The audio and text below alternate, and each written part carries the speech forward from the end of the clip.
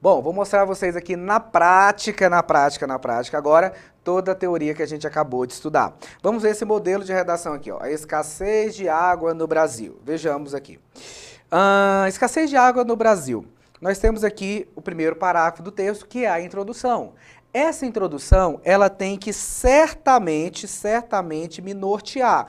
Eu tenho que ler a introdução e ver o texto inteiro, e ver basicamente tudo o que vem dali em diante. Olha só, a escassez de água no Brasil é fruto da má utilização desse recurso pelo homem. Contribuem para o esgotamento da hidrografia do país hábitos culturais da população, poluição de rios e mananciais, bem como a falha existente no modelo de gestão desse bem público. A gente tem aqui uma tese, gente. Qual que é a tese dele? Qual que é a ideia central dele? De que a escassez é causada pelo homem. Então, essa é a nossa tese, de que a escassez é causada pelo homem. Tá. Então, temos aqui a tese. Só que você sabe que eu preciso agora de argumentos que sustentem essa tese. De que forma essa escassez é causada pelo homem? Quando ele tem hábitos culturais que causam escassez. Então, aqui a gente vai falar dos hábitos culturais da população. Quando ele polui rios e mananciais. Então, aqui a gente vai falar de poluição de rios e mananciais. E quando ele faz um modelo de gestão inadequado, então aqui a gente vai falar da gestão. Reparem que temos aí três tópicos que vão sustentar essa tese. Nós temos aí os hábitos culturais, nós temos a poluição e nós temos a gestão dessa água. O homem, por meio dessas três vertentes, ele causa a escassez de água no Brasil. Essa é a ideia. Então, quantos parágrafos eu vou ter para esse texto? Quantos parágrafos? Bom, primeiro vocês vão ter, o primeiro parágrafo é a introdução. Então, tá aqui o primeiro parágrafo. Depois, vocês vão ter o segundo parágrafo, trabalhando o segundo tópico. O terceiro parágrafo, trabalhando o quarto tópico. O quarto parágrafo, trabalhando o terceiro tópico. E, por fim, nós precisamos concluir esse texto, não precisamos? Aí, por fim, aqui nós temos a conclusão. Gente do céu! Que falta de destreza com essa canetinha. Mas também, olhem só, olhem essa caneta. E não pode escrever com essa, com essa ponta tem que ser com essa aqui. Enfim, então, nesse contexto aqui, eu tenho a introdução, eu tenho os três parágrafos de argumentação e tenho a conclusão. Aí você fala assim, Ricardo, sempre vai ter 5 parágrafos? Não, gente. Por exemplo, se aqui nós tivéssemos só 2 parágrafos, que geralmente é o que acontece na maioria dos casos, nós teríamos, então, somente a introdução, depois teríamos os 2 parágrafos aqui de argumentação e, por fim, teríamos a conclusão, tá? Então, essa seria um texto de 4 parágrafos, que é o que costuma ocorrer, geralmente é o que mais ocorre, não costuma haver texto de 5 não, mas isso vai depender tudo da proposta de redação, depois eu vou mostrar para vocês como é que funciona, tá? Vamos lá então, vamos ver como é que ele desenvolveu essa redação. A gente diz então que aqui nós temos tópicos, e mecanismos e percurso analítico. Então, tópico. Vou voltar aqui, ó. Tá vendo esse modelo de introdução? Tese mais percurso analítico. Esse modelo está aqui, ó. Você tem a tese. Qual é a tese? A escassez de água no Brasil é fruto do mau recurso pelo homem, da má utilização. Então tá aqui, tese. Aí vem o percurso. Percurso 1, 1.1. Percurso 2, 1.2. Percurso 3, 1.3. Esse modelo de introdução é o modelo clássico, que é tese mais percurso analítico. Vamos lá. Primeiro, tem que falar de quê? Dos hábitos culturais da população. A cultura do desperdício é um fator que corrobora o uso indevido e, consequentemente, a escassez de água no Brasil. Olhem só o tópico frasal, ele já chega dizendo que a cultura do desperdício gera escassez de água. A realização de... Agora ele vai usar um mecanismo argumentativo. A realização de tarefas rotineiras, como tomar banho, escovar os dentes, lavar louças e calçadas, é muitas vezes feita de maneira insensata. Então ele me deu um mecanismo argumentativo, ele mostrou que sabe, ele tentou comprovar aquela ideia do tópico frasal. Aí agora ele vem interpretar, o que demonstra, além da má utilização da água, uma falta de consciência ambiental por parte da população. Reparem que aqui nesse parágrafo a gente tenta seguir aquela estrutura de tópico frasal, mecanismo argumentativo e interpretação. Esse parágrafo inteiro, ele se propôs a falar de quê? Dos hábitos culturais da população e de como que é o hábito do desperdício e de como que isso impacta na escassez de água no país. Segundo parágrafo, que é a poluição de rios e mananciais. Essa falta de preocupação com a sustentabilidade, reparem que esse texto já começa ligando, né? Ele fala, essa falta retomando o anterior. Essa falta de preocupação com a sustentabilidade do planeta tem como consequência o depósito de detritos e resíduos em rios e em mananciais brasileiros. Ação que, por conseguinte, gera poluição e redução do potencial hídrico potável do território nacional. Tal fato, vem o mecanismo argumentativo, tal fato pode ser verificado, por exemplo, segundo pesquisa do IBGE, nos rios Tietê, Iguaçu e Capibaribe, em São Paulo, Paraná e Pernambuco, estados que coincidentemente costumam padecer perante a seca. Esse texto, esse parágrafo, fala basicamente sobre a poluição de rios e de mananciais, e essa poluição, ela gera sim uma redução do potencial hídrico do país, né, potável. Então, aqui nós temos um texto, um parágrafo que segue a ordem que foi estabelecida na introdução, que segue o projeto de texto e que principalmente desenvolve o tema de forma clara. Ele chega, dá o tópico frasal, depois dá exemplo e faz uma interpretação. Por fim, o último parágrafo, que tem que falar de quê? Tem que falar do modelo de gestão desse bem público, na falha do modelo de gestão. Vamos lá. Como agravante do problema, mais uma vez o texto tendo uma sequência, uma progressão. Como agravante do problema, a falar-se ainda na crise de um modelo de gestão, que se utiliza de privatizações, concessões e terceirizações para viabilizar o maior lucro possível para as operadoras de serviço. Departamentos da Agência Nacional de Água afirmam a negligência de alguns gestores estaduais no gerenciamento do líquido, como ocorre, por exemplo, com o Estado de São Paulo, que prioriza questões econômico-liberais em detrimento ao interesse público e às necessidades básicas da população. Pessoal, esse parágrafo vem e fala assim, olha, o modelo de gestão está errado, porque estão visando muito lucro e aí passa a ocorrer terceirização, passa a ocorrer precarização da mão de obra. Então, nesse momento, a assistência do serviço de água, ele fica comprometido. Então, reparem que esse terceiro parágrafo, ele completa o segundo, que completa o primeiro, e todos estão ligados o quê? À introdução. A gente chama isso de unidade textual, de projeto de texto e de progressão textual. Então, agora, a gente tem que finalizar esse texto. Vamos ver como é que ele finaliza? Nota-se, pois, a necessidade de maior atenção à questão da água no país.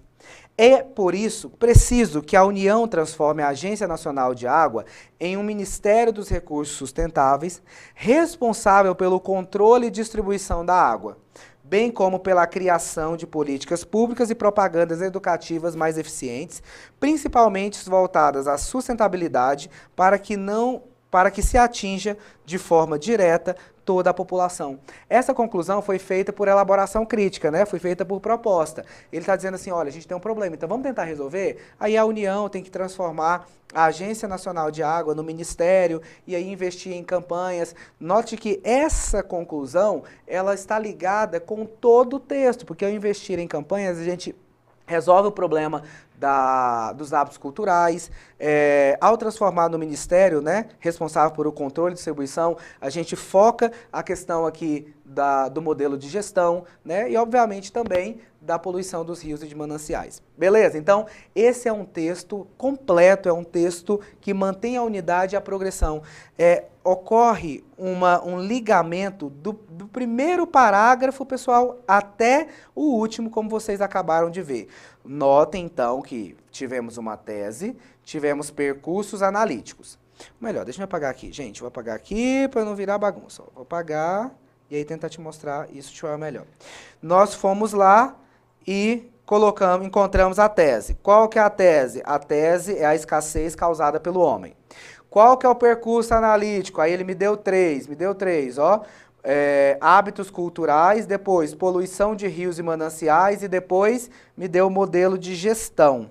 O que nós fizemos? Desenvolvemos os percursos analíticos aqui em 1, 2, 3 parágrafos. Cada parágrafo tentou seguir essa lógica do tópico frasal, do mecanismo argumentativo e da interpretação. Essa foi a estrutura dada a cada um dos parágrafos. Aí, ao final, nós viemos e finalizamos esse texto. O escritor preferiu fazer uma proposta de intervenção, mas ele também poderia ter feito uma síntese, tá bom? Esse é o primeiro modelo de redação, que a gente diz que faz parte de um projeto de texto. E qual que é esse projeto de texto? Esse projeto de texto, vou até colocar aqui, ó. Esse projeto de texto se chama projeto unitário. O que é o projeto unitário? É aquele que desenvolve apenas uma ideia, um ponto de vista. Não vou nem colocar ideia, não. Vou colocar um ponto de vista. Ou seja, a escassez, um ponto de vista. Ou seja, a escassez de água, ela é causada pelo homem. Esse foi o ponto de vista escolhido aqui por essa redação e depois desenvolvido por meio do percurso analítico. Hábitos culturais, poluição, modelo de gestão. Concluímos, o texto está pronto, nota máxima. Tranquilos? Vamos ver um outro modelo de texto e um outro projeto de texto que eu quero apresentar a vocês. Imigração no século XXI. Vamos lá, vamos ver essa redação. Imigração para o Brasil no século XXI. Locomover-se é fisiologicamente algo inerente ao ser humano. Há muitos anos, as migrações, geralmente motivadas pela busca de melhores condições de vida, são presenciadas nas sociedades. No mundo contemporâneo, olha isso aqui, gente, olha isso aqui. No mundo contemporâneo, entretanto, essa luta por sobrevivência tem se contraposto à intolerância e à xenofobia que estrangeiros enfrentam em novas comunidades. Reparem que entretanto, essa luta por sobrevivência tem se contraposto à intolerância e à xenofobia, é o que a gente vai chamar de tese. E o que vai ser essa primeira parte aqui, ó? Locomover-se fisiologicamente. Na verdade, essa aqui, ó. Há muitos anos, as migrações, motivadas pela busca de melhores condições, são presenciadas na sociedade. Isso aqui vai ser a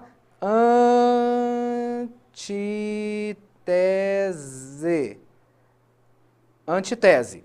Beleza. Você vai perceber, então, que o texto, o desenvolvimento do texto todinho, ele vai se dar dessa forma. Ele vai se dar levando em consideração a antitese e levando em consideração o quê? A tese. Nós vamos ter 2 parágrafos de argumentação. Um trabalhando a antitese, que vai ser esse aqui, e o outro trabalhando a tese, que vai ser esse aqui.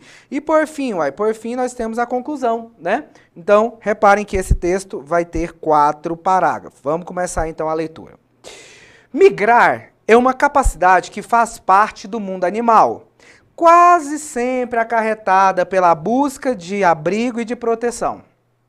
O ser humano, especificamente, tem cruzado fronteiras de países vizinhos, como se percebe, por exemplo, em nações como a Venezuela e o Brasil, além também de atravessar continentes, conforme é possível notar na fuga de refugiados sírios em direção à Europa, em busca de condições dignas de vida e para se livrarem da guerra que aflige a região. Note que esse parágrafo está retomando essa ideia da migração, né, em busca de melhor condição de vida.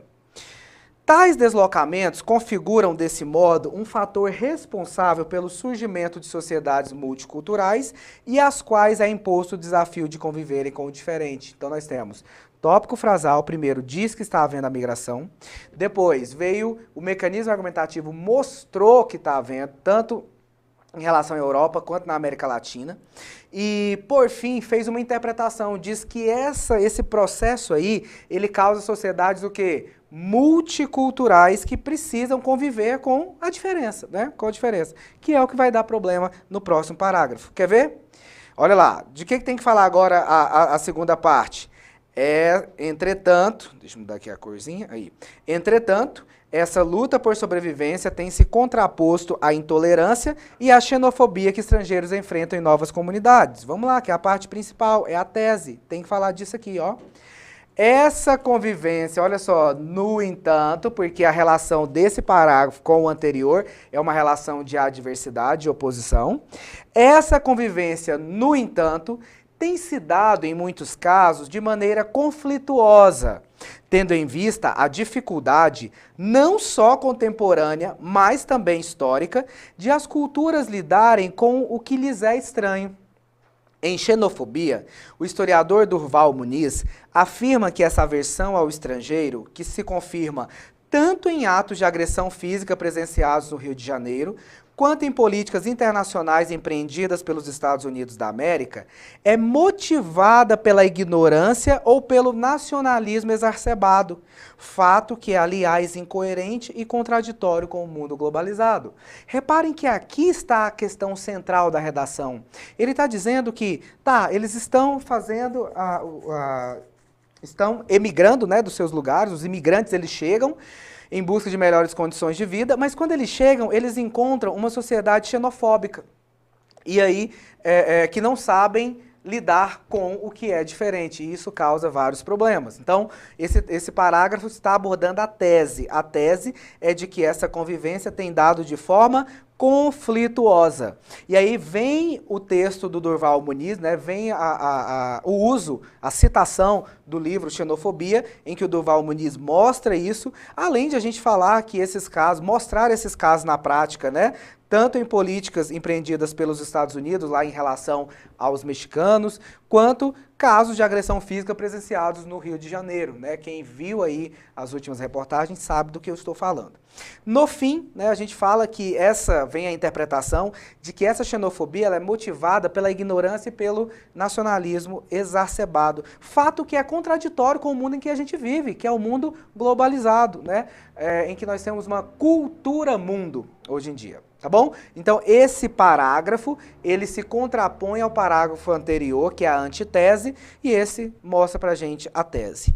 Por fim, vamos finalizar o texto, é, portanto, problemático constatar que, apesar de serem biologicamente iguais, os homens ainda se veem como diferentes e que, embora seja a pluralidade uma característica do mundo contemporâneo, a xenofobia ainda nele possui o lugar. Então, reparem que esse texto ele é diferente do outro, porque no outro ele trouxe lá a escassez é causada pelo homem, aí ele veio desenvolveu os argumentos para provar aquele ponto de vista. Aqui ele veio e me deu 2 pontos de vista, falou assim, olha, a gente tem um processo de migração, de busca de melhores condições de vida, que se contrapõe à realidade, a uma realidade agressiva e xenofóbica que os estrangeiros encontram nas novas regiões. Então, eu vou mostrar para vocês aqui no quadro, basicamente, vou desenhar aqui no quadro para vocês, esses 2 projetos de texto. Vou desenhar esses 2 projetos de texto. Acompanhe aqui comigo.